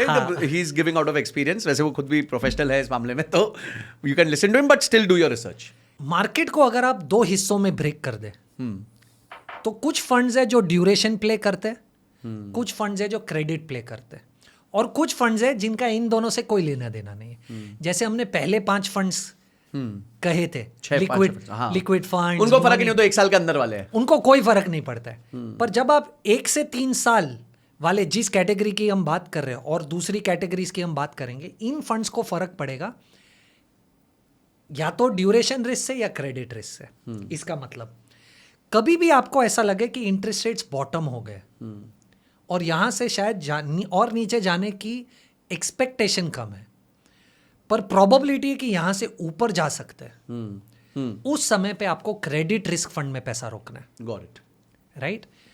तो मान लीजिए अगर 2 साल बाद आप और मैं इसी बात पे वापस चर्चा करेंगे, तो शायद आप मुझे कहोगे कि 3 साल का क्रेडिट रिस्क फंड का रिटर्न 11-12% था, राइट? और कहीं पर भी आपको ऐसा लगे कि इंटरेस्ट रेट स्टॉप आउट हो गए और यहां से गिरने वाले, तो आप किसी भी ऐसे फंड में पैसा रोके जहां पर ड्यूरेशन बहुत ज्यादा है। अब मैं आपको समझाता हूं क्यों, राइट? 2 फंड्स है, ये तो हमको पता है कि इंटरेस्ट रेट्स गिरेगा तो भाव ऊपर बढ़ेगा, पर मैं अगर कहूं आपको कि मार्केट में इक्विटी मार्केट अच्छा करने वाला है, तो क्या लार्ज कैप फंड्स अच्छा करेंगे या small cap? Small cap, right? क्योंकि उसमें रिस्क ज्यादा है। तो बेसिक प्रीमाइस तो ये कि जिसमें रिस्क ज्यादा है वो ज्यादा रिटर्न देना चाहिए, ठीक है? अब आप समझने की कोशिश कीजिए। आप कह रहे हो कि इंटरेस्ट रेट स्टॉप आउट हो गए, यहां से इंटरेस्ट रेट्स गिरेंगे, ठीक है? तो अब भाई बॉन्ड्स की वैल्यू तो ऊपर जाने वाली है, पर कौन सा सबसे ज्यादा भागेगा? हाँ, कौन सा सबसे ज्यादा भागेगा? तो मैं अभी आपको 2 फंड्स देता हूं। एक फंड जिसका ब्रेक इवन, जो ड्यूरेशन मैंने आपको समझाया था, जिसका ब्रेक इवन 3 साल है, ठीक है। एक फंड जिसका ब्रेक इवन 10 साल है, ठीक है? तो आप सबसे पहले समझिए, आप एक ऐसे फंड में पैसा रोक रहे जहां पर आप इन्वेस्टेड 30 साल तक रह सकते हो, पर पैसा रोकने के 3 साल बाद आप ब्रेक इवन हो जाओगे। और एक फंड जहां आप पैसा रोक रहे हो 30 साल तक, पर ब्रेक इवन 10 साल बाद होने वाला है। रिस्क किसमें ज्यादा है? उसमें। Precise, okay. इसीलिए जब इंटरेस्ट रेट्स गिरेंगे तो ऐसे फंड जिनके ड्यूरेशन ज्यादा है, ज्यादा है, वो ज्यादा रिटर्न देंगे, वर्सेस ये नहीं कह रहा हूं कि ये फंड्स कम रिटर्न देंगे, आप रिटर्न नहीं देंगे, पर इससे कम रिटर्न। ये वही बात होगी कि स्मॉल कैप का रिटर्न ज्यादा होगा as compare to large cap. Correct. तो अभी आप समझिए मैं कहने की क्या कोशिश कर रहा हूं। आपने 100 रुपया एक म्यूचुअल फंड में रोका, म्यूचुअल फंड ने 50 बॉन्ड्स में पैसा रोक दिया, ठीक है? म्यूचुअल फंड को उन 50 बॉन्ड से इंटरेस्ट मिल रहा है, ठीक है? मान लीजिए ये इंटरेस्ट है 7%, ठीक है?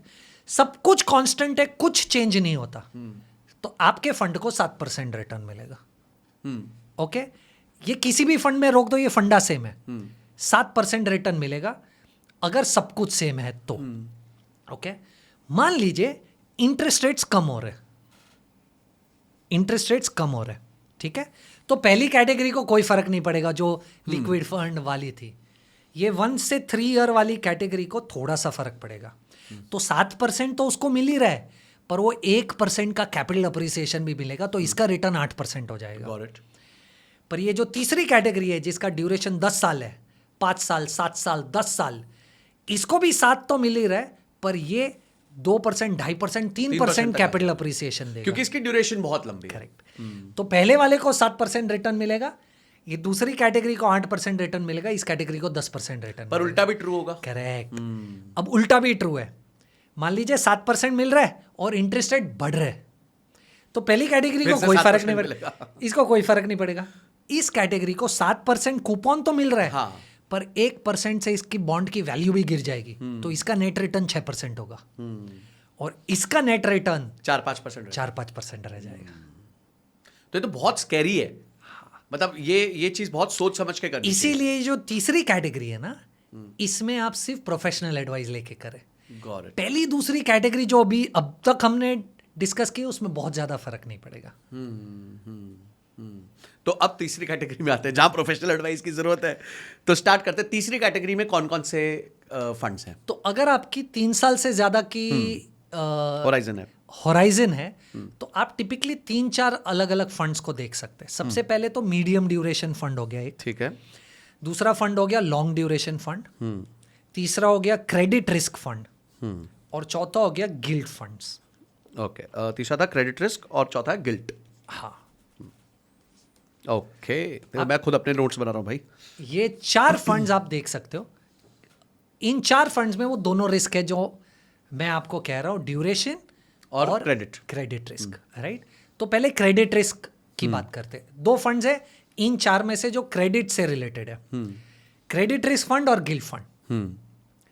गिल्ट फंड नाम से ही आपको पता चल रहा है कि ये पैसा गवर्नमेंट सिक्योरिटीज में लगेगा, ठीक है। ठीक है। 80% पैसा गवर्नमेंट सिक्योरिटीज में लगेगा, ठीक है।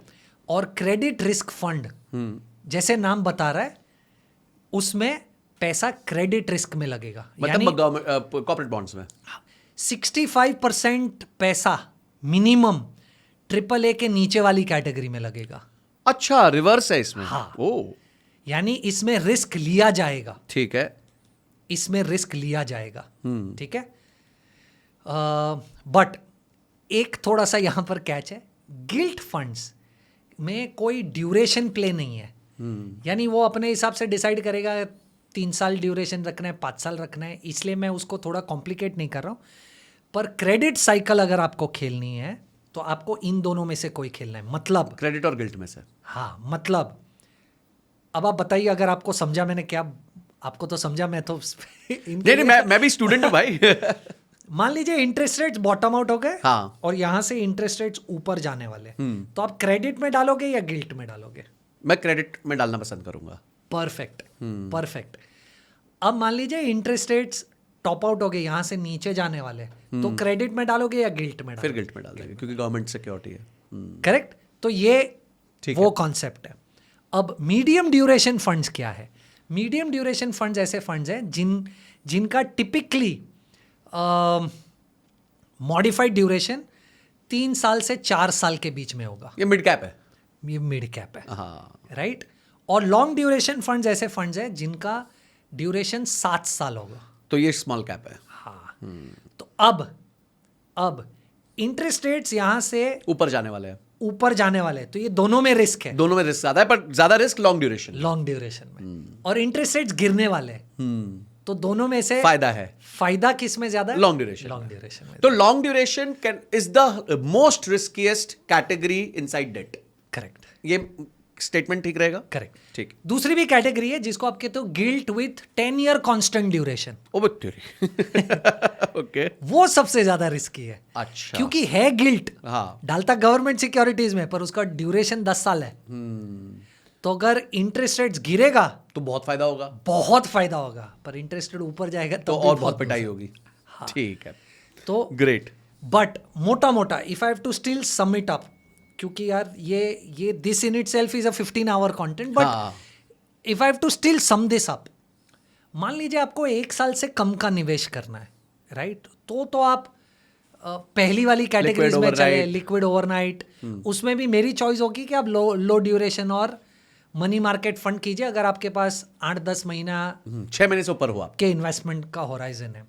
अगर आपका 1 से 3 साल है, राइट, तो इसको 2 हिस्सों में डिवाइड कर देते हैं, ठीक है, राइट? अगर आप थोड़ा सा रिस्क लेना चाहते हैं, राइट, तो आप अक्रॉस ड्यूरेशन यानी डायनामिक बॉन्ड फंड में पैसा रोक दीजिए, ठीक है, ठीक है? और अगर आप बिल्कुल रिस्क नहीं लेना चाहते तो आप कॉर्पोरेट बॉन्ड फंड में या बैंकिंग PSU फंड में चले जाइए। ठीक है। अब अगर आपके पास 3 साल से ज़्यादा का इन्वेस्टमेंट होराइजन है, यहाँ बहुत समझने की ज़रूरत है।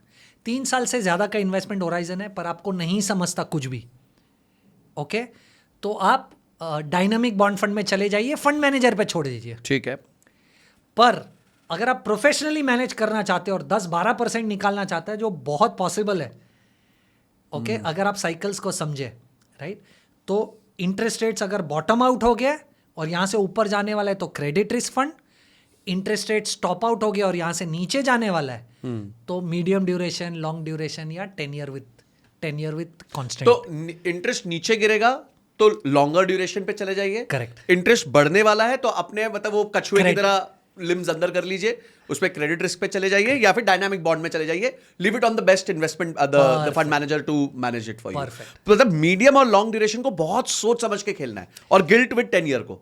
तो इस ये- तीन को हम लास्ट बकेट में डालते हैं which is the most risky bets in debt. पर ये आज समझना इसलिए ज़रूरी है क्योंकि अगर आप आज 3 साल का, व्यू लेके चल रहे हो।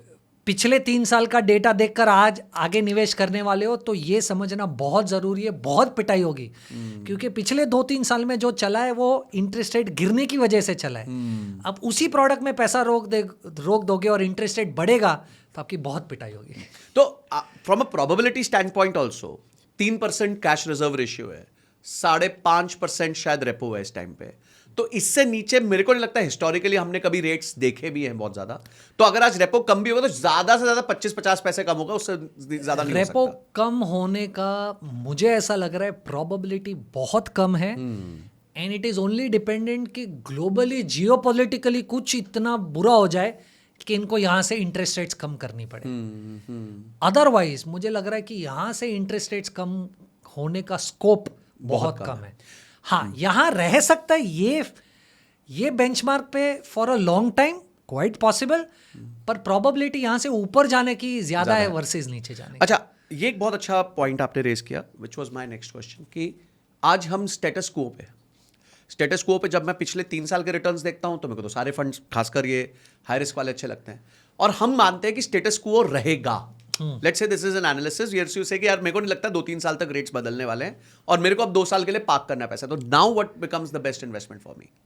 अगर आपके पास 3 साल से ज़्यादा का इन्वेस्टमेंट होराइजन है, ओके, और रिस्क टेकिंग कैपेबिलिटी है, हमें ऐसा लगता है credit risk fund is the perfect bet to take at this point in time. ठीक है, राइट, जैसे मैंने आपको पहले भी समझाया, cyclically we feel credit risk fund will do very well. हाँ, इस समय पे जो बिल्कुल नहीं करना चाहिए वो है duration bet, medium term, long term, gilt with 10 year gilt, इसमें बिल्कुल पैसा नहीं रोकना चाहिए क्योंकि गिर कर भी अगर 50 पैसा 25 पैसा यहाँ से गिर भी गया वो बहुत ज़्यादा इम्पैक्ट नहीं करेगा अगर आप 3 साल इन्वेस्टेड रहोगे। अब मैं आपको एक टेक्निकल व्यू देता हूँ। क्या मुझे 6 महीना पैसा रोकना है और मुझे रिस्क लेना है तो मुझे क्या करना चाहिए? तो मुझे ड्यूरेशन बेट लेना चाहिए। ये शायद बहुत लोगों को लगेगा ये मैं कंफ्यूज कर रहा हूँ, पर मैं आपको उसका थीसिस दे देते हैं। देखिए, इंटरेस्ट रेट गिरा ना जब भी लेटली, उसके बाद भी यील्ड्स ऊपर चली गई, ओके, राइट, क्योंकि ऑलरेडी प्राइस्ड इन था कि इंटरेस्ट रेट्स गिरने वाला है। अच्छा, तो यील्ड्स आज उस लेवल पे जहाँ से उनको थोड़ा सा तो नीचे आना पड़ेगा, ओके, राइट। इसलिए अगर 6 महीने का व्यू और रिस्क लेना है तो आप ड्यूरेशन बेट ले लीजिए, पर 3 साल में मत लीजिए क्योंकि आप एग्जिट नहीं कर पाए ना तो आप फंस जाओगे तो इस फंस trade जाओगे। में।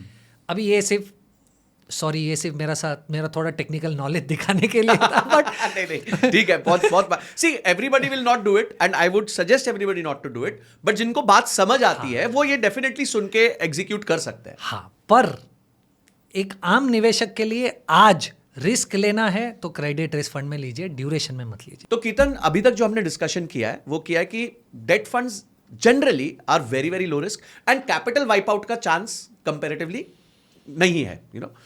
बट मेरे साथ एक बार ऐसा हो चुका है कि कोई 81 बॉन्ड कैटेगरी थी जिसकी वजह से जो मैं म्यूचुअल फंड होल्ड करता था उसकी एनएवी बहुत सिग्निफिकेंटली ड्रॉप हुई थी.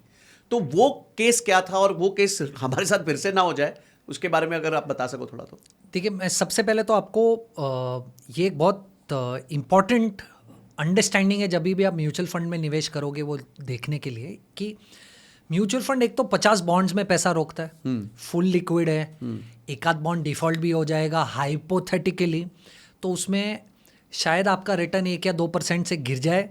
पर जैसे आपने कहा, ऐसा नहीं पॉसिबल है कि आपका माइनस में रिटर्न चला गया 2-3 साल होल्ड करने के बाद भी, बहुत कम प्रोबेबिलिटी है, राइट.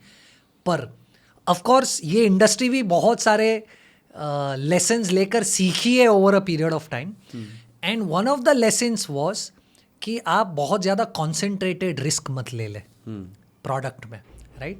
इसीलिए मैंने आपके एक क्वेश्चन में ये भी कहा कि टिपिकली आपने मुझे पूछा कॉर्पोरेट बॉन्ड फंड में बाकी का 20% पैसा कहाँ जाएगा अगर 80% पैसा AAA में जा रहा है. तो मैंने आपको कहा वो मोटा मोटा फिर भी AAA में ही रहेगा, क्योंकि industry over a period of time सीख गई है कि हमें बहुत ज़्यादा क्रेडिट रिस्क नहीं लेना, राइट. देखिए, आप जब म्यूचुअल फंड में पैसा रोकते हो तो म्यूचुअल फंड बहुत अलग अलग तरीके के प्रोडक्ट्स में पैसा रोक सकते हैं, राइट. उसमें कुछ बिल्कुल risk free kind of products हैं और कुछ रिस्क वाले भी प्रोडक्ट्स हैं, राइट. फिक्स्ड इनकम में ही, बॉन्ड्स में ही सबसे हाईएस्ट कैटेगरी वाले रिस्क वाले प्रोडक्ट्स में से एक प्रोडक्ट होता है जिसे आप कहते हो 81 बॉन्ड्स. अच्छा, राइट. 81 बॉन्ड्स क्या होते हैं? 81 बॉन्ड्स सूडो इक्विटी है. ओके. तो ये बैंक्स इसलिए इशू करते, बैंक्स इसे इस तरीके से इशू करते कि मान लीजिए बैंक का उस साल कोई प्रॉफिट नहीं हुआ तो बैंक आपको उस साल का इंटरेस्ट नहीं देगा और उसे आप डिफॉल्ट नहीं मान सकते. अच्छा, मतलब इक्विटी से इंटरेस्ट पे आउट लिंक्ड है, परपेचुअल बॉन्ड्स की तरह है ये, ओके, राइट. सेकंड, बहुत सारे टेक्निकल ये है कि रिजर्व्स रेशियो उनके कुछ लेवल के नीचे चले गए तो आपका बॉन्ड राइट ऑफ भी कर देंगे और आप उसे फिर भी you cannot consider it to be a default by the bank. अरे बाबा, राइट. तो ऐसे 2 केसेस तो हो चुके in the very recent pass. Yes bank हुआ था जिसमें 81 बॉन्ड्स टियर 1 बॉन्ड था. एक हुआ था लक्ष्मी विलास बैंक, हाँ, जिसमें बाद में टेक ओवर भी हुआ, जिसमें टियर 2 बॉन्ड्स हुए थे, राइट. तो म्यूचुअल फंड्स पहले इन प्रोडक्ट्स में इन्वेस्ट करते थे, अभी भी कुछ म्यूचुअल फंड्स इन प्रोडक्ट्स में इन्वेस्ट करते हैं, पर आपको समझना ये है कि हज़ारों बॉन्ड्स लिस्टेड है, उसमें से 2-4 बॉन्ड्स में ऐसा हुआ है. ऑफ कोर्स क्योंकि हमारे साथ ये बहुत रेगुलरली नहीं होता, हमको ऐसा लग रहा है कि यार एक भी केस हो गया तो बहुत बड़ा केस हो गया. पर the biggest lesson that the industry is actually learned is concentration risk. What is concentration risk? Concentration risk का मतलब है कि आपके पास अगर 100 रुपये, तो आप उन 100 रुपये में से कितना रुपया इन प्रोडक्ट्स में निवेश करोगे, और इन प्रोडक्ट्स में निवेश करने के बाद भी एक ही कंपनी के उस प्रोडक्ट में कितना पैसा निवेश करोगे. अगर 81 भी करना तो 6 बैंक्स पे कर देते हैं, 8 बैंक्स पे कर देते हैं. करेक्ट.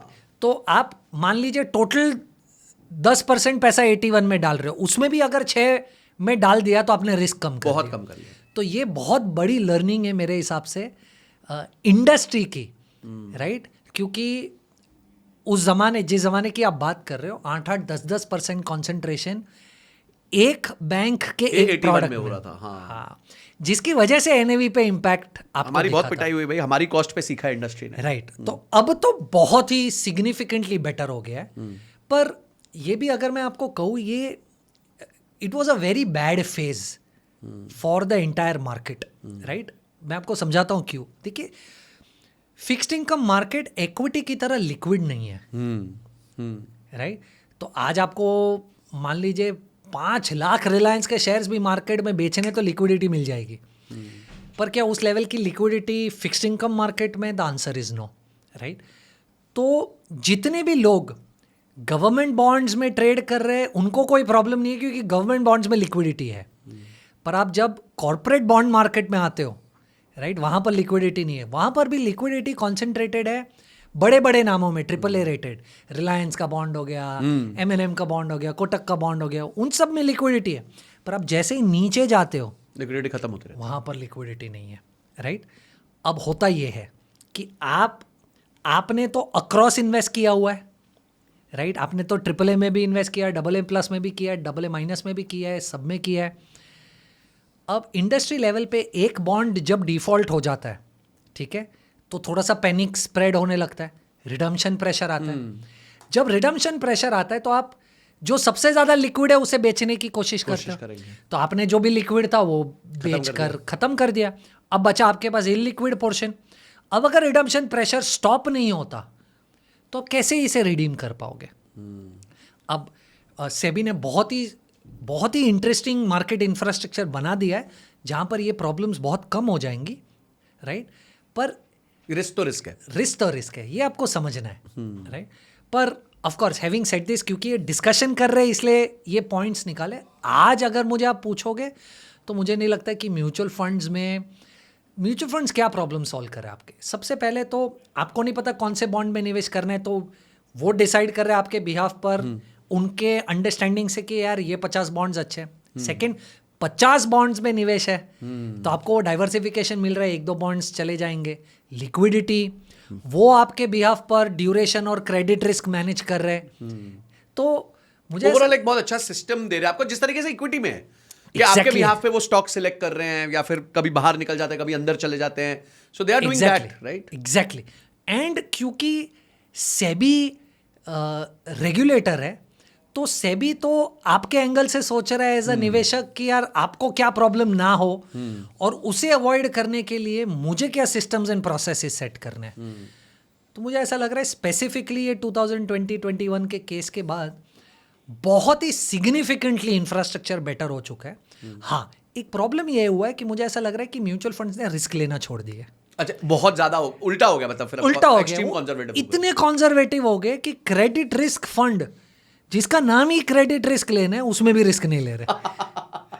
तो आई एम श्योर इंडस्ट्री थोड़ा सा बेटर हो जाएगी, पर फिक्स्ड इनकम मार्केट में लिक्विडिटी मुझे ऐसा लग रहा है बहुत ज़रूरी है, डेवलप होनी चाहिए। और अगर लिक्विडिटी डेवलप हो गई तो ये मार्केट बहुत ही सुपीरियर हो जाएगा। And I think that is why US succeeds, because US का डेट मार्केट जो है वो एक्सट्रीमली लिक्विड है। लीमन ब्रदर्स से पहले सोलोमन ब्रदर्स था जो प्योरली डेट में डील करते थे और ये था।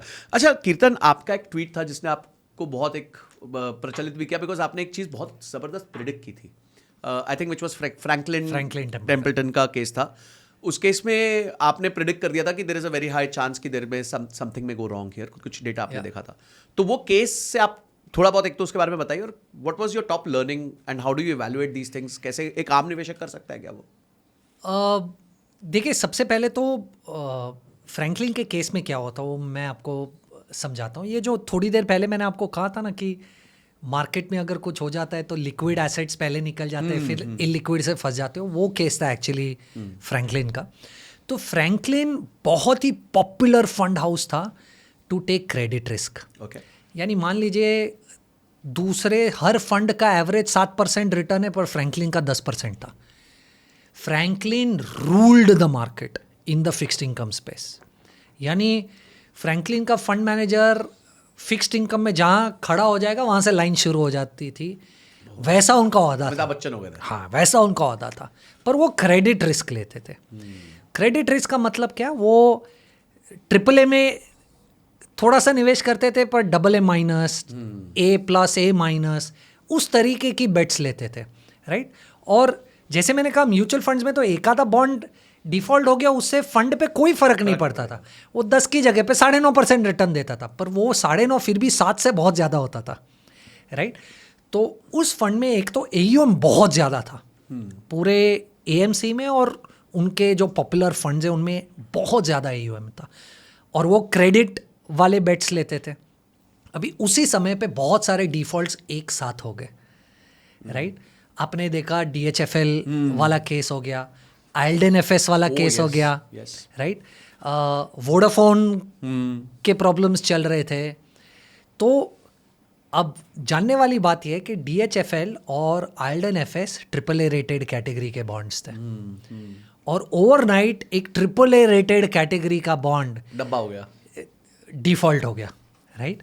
तो अब फिक्स्ड इनकम मार्केट में पैनिक स्प्रेड हो जाएगा कि बॉस मैं कैसे बिलीव करूं आपके AAA रेटिंग के स्टेटस पे, जब आपने AAA रेट किया हुआ है किसी एक इतनी पॉपुलर क्रेडिट रेटिंग एजेंसी ने, और वो बॉन्ड डिफॉल्ट कर जाता है। ये तो जैसे यूएस में हुआ था, अचानक से लीमन ब्रदर्स, ये सब डब्बा हो गए। करेक्ट। तो ऑटोमेटिकली पैनिक स्प्रेड हो गया मार्केट में, और लोग डरने लगे फिक्स इनकम मार्केट से। तो अभी आप सोचिए AAA वाला जीरो हो सकता है, तो डबल ए वाला तो हो ही सकता है। तो A+, A-, BBB+, BBB- वाले का क्या होगा? तो पैनिक स्प्रेड हो गया, रिडम्पशन प्रेशर आने लगा। अब रिडम्पशन प्रेशर आने लगा, लिक्विडिटी है नहीं मार्केट में, तो उन्होंने पहले थोड़ी सी लिक्विडिटी जितनी थी उतनी दे दी, अब वो अटक गए। अब सेबी का एक बहुत ही इंटरेस्टिंग प्लेटफॉर्म है, सेबी का नहीं कहूँगा, मार्केट इंफ्रास्ट्रक्चर है, जिसमें आप एक दूसरे से ओवरनाइट पैसा बोरो कर सकते हो। अच्छा। It's called trap, TREP, try party repo. इसे CBLO भी कहा जाता है। वो दस्ती खाता जिसे कहते हैं अपने यहाँ, कि भाई अरे वो कीर्तन जरा लाख रुपए ले आना please. Collateralised borrowing, lending and obligation भी कहते हैं इसको। एक प्रॉपर मार्केट है, जैसे अपना स्टॉक मार्केट है, बॉन्ड मार्केट है, वैसा एक प्रॉपर मार्केट है जहाँ बैंक्स एक दूसरे से, NBFCs, MFs, mutual funds, corporates, हर कोई एक दूसरे से पैसा बोरो और लेंड कर सकता है ओवरनाइट, मतलब एक तरीके का, राइट। तो इन फंड्स को अलाउड था कि अगर आपके पास रिडम्पशन प्रेशर आ जाए और आपको ऐसा लगे कि ये भाव पे नहीं बेच सकता मैं, इन्वेस्टर्स को नुकसान हो जाएगा, तो आप यहाँ से बोरो करके रिडम्पशन दे दो। ठीक है। अब पर उसमें लिमिट थी कि आप 10% तक, आपके AUM का 10% तक पैसा वहाँ से बोरो करके रिडम्पशंस दे सकते। मतलब 10,000 करोड़ का AUM है तो 1,000 करोड़। ठीक है। तो अब हम बहुत ही डीपली ये सब स्टडी करते, क्योंकि हमारे इन्वेस्टर्स का पैसा लगा हुआ है। तो ऑफ कोर्स हमारे भी इन्वेस्टर्स का पैसा इन फंड्स में लगा हुआ था, क्योंकि इनसे बेहतर फंड्स ही नहीं थे म्यूचुअल फंड में फिक्स इनकम स्पेस पे। तो जब उनकी मार्च की, if I am not wrong, fact sheet I, right, तभी हमने देखा कि CBLO वॉज -17%। ओह, तो मतलब लिमिट से भी 7% ऊपर। करेक्ट।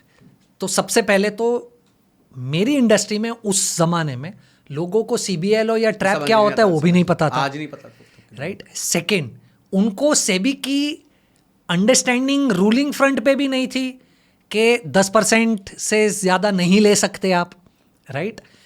और उन्होंने कभी ये माइनस नंबर देखा ही नहीं है फैक्ट शीट पे, या देखा भी है तो समझा नहीं है। और फॉर्चुनेटली अनफॉर्चुनेटली हमें पता था ये। तो जैसे ही -17 देखा तो सबसे पहले हमको ये क्लिक हुआ कि 10% से ज़्यादा अगर आप लेते हो तो आपको सेबी का अप्रूवल चाहिए। ठीक है। तो ये 17% तो बहुत ही ज़्यादा हो गया। तो सेबी का अप्रूवल था कि क्यों आप 17% लोगे मार्केट से, और आप क्यों रिडीम करके नहीं दे रहे हो, और सबसे पहले तो इतनी रिडम्पशन आ क्यों रही है आपके, राइट। अब तो ये हर 15 दिन में वो लोग पोर्टफोलियो डिस्क्लोजर का नॉर्म उसके बाद आया। उस ज़माने में तो लोगों को पता भी नहीं है कि दो फैक्ट शीट के बीच में आप कैसे देखोगे कि फंड में क्या चल रहा है। वो एमफिफ की वेबसाइट्स पे दिखता था। ओह अच्छा, राइट। तो फिर हम रेगुलरली उसको ट्रैक करने लगे और हमें पता चला कि यही -17 वाला फंड जो मंथ एंड पे -17 था वो -23 -24 हो गया था। By god. Which means continuous redemptions आ रही है और इनमें ताकत नहीं है लाने, इनमें ताकत नहीं है, इसलिए मार्केट से बोरो कर रहे हैं, राइट, और रिडम्पशंस पे कर रहे हैं। That was our red flag कि boss something is going wrong, because we understand fixed income में ये जिस तरीके की इन्वेस्टिंग कर रहे हैं लिक्विडिटी नहीं है। अगर ये रिडम्पशन प्रेशर कंटिन्यू हुआ तो ये फ्रीज हो जाएगा उनका CBLO, कितनी बोरो कर लेंगे तो पैसा कहाँ से देंगे इन्वेस्टर्स को। We got all our investors out, और उसके 1 महीने में they stopped redemptions. Now what they did was absolutely correct, क्योंकि अगर वो रिडम्पशंस देने के लिए किसी भी भाव में पोर्टफोलियो को बेच देते तो इनको नुकसान हो जाता इन्वेस्टर्स को, भारी नुकसान होता। यू विल बी सरप्राइज्ड कि 2-3 साल जो भी लगा इनको पैसा वापस देने में, investor community was upset, but the investor community that held on made 9.5-10% return in terms of CAGR in the same 2-3 years. तो देखिए उनकी इन्वेस्टिंग में कोई प्रॉब्लम नहीं थी. Market but run situation on the bank हो गया ना. मतलब आज अगर आईसीआईसीआई के पास 1 लाख करोड़ का डिपॉजिट है फॉर एग्जांपल, और लोग 50,000 करोड़ लेने पहुंच जाए, तो है ही नहीं आईसीआईसीआई के पास, दे कांट गिव. Correct. और यही रन ऑन द बैंक वाला केस, क्लासिक केस हो जाता है. Absolutely. I think I would say we are lucky कि हम वो स्पॉट कर पाए, बट आई थिंक हमारी अंडरस्टैंडिंग बड़ी क्लियर है. We are risk managers then investment managers. मेरे को तो मेरे क्लाइंट का रिस्क प्रोटेक्ट करना है, राइट? रिस्क प्रोटेक्ट नहीं करूंगा तो मतलब ही नहीं है. So of course the intention was to be able to generate ज़्यादा रिटर्न फॉर द क्लाइंट, क्योंकि ये 2-2.5% ज़्यादा रिटर्न दे रहा था, पर रिस्क मैनेज नहीं करते तो ये नहीं हो पाता. तो I think this was a very interesting learning. तो अब आप देखिए, इसी की वजह से अब फंड मैनेजर्स क्रेडिट रिस्क नहीं लेते. मतलब वो बहुत ही ज्यादा, वो दूध का जला छाछ भी फूक फूक पे पी रहा है अब तो. एग्जैक्टली. इसीलिए मैं कह रहा था कि फिक्स्ड इनकम मार्केट में बहुत लिक्विडिटी की ज़रूरत है. इसको डेवलप करने की ज़रूरत है, क्योंकि अगर ये डेवलप नहीं होगा ना, तो हम फिक्स्ड इनकम में बहुत ज़्यादा अच्छा काम नहीं कर पाएंगे जो फ्रैंकलिन कर रहा था. आज फिक्स्ड इनकम में फ्रैंकलिन का नाम खराब हो गया, but I can still tell you, मैं हैंड ऑन हार्ट उसके ज़्यादा कोई फंड मैनेजर नहीं था. आज भी नहीं है फिक्स्ड इनकम स्पेस में. ब्यूटीफुल. पर कोई नहीं कर रहा है, कोई नहीं कर, बिकॉज वही है, इकोसिस्टम से लोग बहुत डर जाते हैं. क्योंकि आप देखिए वर्ल्ड की किसी भी डेवलप मार्केट में फिक्स्ड इनकम इक्विटी से 10 गुना बड़ा मार्केट है. ट्रू. इंडिया में 1/10 है. तो अभी तो पता 100 गुना जाने की स्कोप है. But I think regulatory decisions मुझे ऐसा लग रहा है बहुत गलत हो चुके हैं. I give you an example why. अब आज से 2 साल पहले चले जाए तो म्यूचुअल फंड्स में आपको इंडेक्सेशन एडवांटेज मिलता था. इंडेक्सेशन एडवांटेज का मतलब क्या था? फंड ने 8% रिटर्न जनरेट किया, इन्फ्लेशन 6% था उसी दौरान, तो 2% पे, तो आपको 2% पे 20% देना है. 30% भी नहीं, 18 देनी है, राइट? तो आपको 0.4 देना है 8% पे. तो पीपल वर प्रोत्साहित किया जा रहा था. करेक्ट. जो अब 2.4 है 30% वाले पे, जब आपको 0.4 इंसेंटिव दिया जा रहा था कि फिक्स इनकम में इन्वेस्ट करें म्यूचुअल फंड के through. You will be surprise कि कॉर्पोरेट बॉन्ड मार्केट में कॉर्पोरेट को पैसा देने में नंबर 1 प्लेयर म्यूचुअल फंड्स हैं. तो म्यूचुअल फंड्स की वजह से सबसे ज़्यादा लिक्विडिटी हुआ करती थी कॉर्पोरेट बॉन्ड मार्केट में. पर म्यूचुअल फंड्स इतना बड़ा हो गया, राइट, कि इंश्योरेंस और बैंक्स का प्रेशर आने लगा कि लोग पैसा एफडीज में और सेविंग्स अकाउंट में नहीं रख रहे और वो पैसा म्यूचुअल फंड में पार्क हो रहा है, जिसकी वजह से ये indexation advantage was removed. You will be surprise, RBI एक साइड पे डायरेक्ट बॉन्ड मार्केट प्लेटफॉर्म को प्रमोट करने की कोशिश कर रहा है और दूसरी साइड पे इंडेक्सेशन का एडवांटेज निकाला जा रहा है. तो ये तो क्लियर है कि आरबीआई को फिक्स इनकम मार्केट को ग्रो करना है, पर जो सबसे बड़ा लिक्विडिटी गिवर है मार्केट में, उसी को शक कर लिया, उसी को डिसइंसेंटिवाइज कर लिया. तो I think hopefully regulatory ecosystem will come together और ये वापस फिक्स्ड इनकम मार्केट शायद बड़ा हो जाएगा. Okay, that gets me to my last question. आपके ये बॉन्ड पूरे इकोसिस्टम में, हमने I think we have spoken about every bond और उसका यूज केस, किसके लिए सही रहेगा, कब सही रहेगा, बात हो गई. 3 या 4 ऐसे म्यूचुअल फंड्स जो आप कहना चाहोगे कि बॉन्ड मार्केट के उस्ताद है, ठीक है, मतलब not specifically the category but generally जिनका बॉन्ड मार्केट्स का अंडरस्टैंडिंग आपको लगता है कि उनके फंड मैनेजर्स का बॉन्ड मार्केट का अंडरस्टैंडिंग बहुत अच्छा है. आई थिंक 2 तो डेफिनेटली. फर्स्ट इज बंधन, okay, and second is Nippon. And if I can also add ICICI. ये 3 AMCs मुझे ऐसा लग रहा है कि फिक्स्ड इनकम स्पेस में फ्रैंकलिन के टक्कर के तो नहीं है, पर they are very good. I think मुझे नहीं लगता कि अब अगर फ्रैंकलिन कोई फिक्स्ड इनकम फंड लेके आएगा तो लोग पैसा डालेंगे, थोड़ा बड़ा अनफॉर्चुनेट है. पर अगर बाकी कोई 2-3 फंड हाउसेज है तो ये 2-3 फंड हाउस है जिसको you all should definitely consider अगर आप फिक्स्ड इनकम में निवेश करना चाहते हो तो. परफेक्ट. सो कीर्तन, थैंक यू सो मच. आपने इतना ज़बरदस्त नॉलेज दिया. आई थिंक मेरे पर्सनल लर्निंग्स भी बहुत थी इसमें, एंड वो ट्वीट मेरे को बहुत प्रभावित किया था तब जब 2020 का जो था आपका, और आपने बताया भी था उसके बारे में. एंड मुझे लगता है कि आपकी प्री अंडरस्टैंडिंग इतनी अच्छी है कि you know, you're able to confidently speak about so many categories at once. नहीं तो इतना easy नहीं है डेट मार्केट को अंडरस्टैंड करना. हमने भी जब CFA की थी तो डेट को जल्दी जल्दी निपटा दिया था. हम लोग इक्विटी पे ही ज़्यादा फोकस कर रहे थे, वहाँ ज़्यादा पैसा मिलता है. But yes, it's a very good instrument for people who want to, you know, protect their money and still get some upside on it. 100% it is. So thank you, Kirtan, once again for coming and educating us. Thank you. Sanjay ji, thank you so much for having me. Thank you. तो guys, अगर आप यहां तक आ चुके हैं यानी आपने episode को पूरा देखा है तो कुछ काम अब आपको करने हैं. आपकी टॉप लर्निंग्स को जरूर कमेंट सेक्शन में लिख दीजिएगा. और क्या क्वेश्चंस आपके रह गए हैं आपके मन में, और क्या प्रश्न आ रहे हैं वो भी लिखेगा, ताकि मैं कीर्तन के साथ फिर से एक एपिसोड कर सकूं इसी मुद्दे के ऊपर. पसंद आई है तो वीडियो लाइक जरूर करना, और हां, वीडियो को बहुत सारे दोस्तों के साथ शेयर करना ताकि उनको भी क्लैरिटी मिले कि डेट बेस्ड म्यूचुअल फंड्स में इन्वेस्ट कैसे किया जाता है. This is Sanjay Kathuria signing off till the next episode. जय हिंद, जय भारत.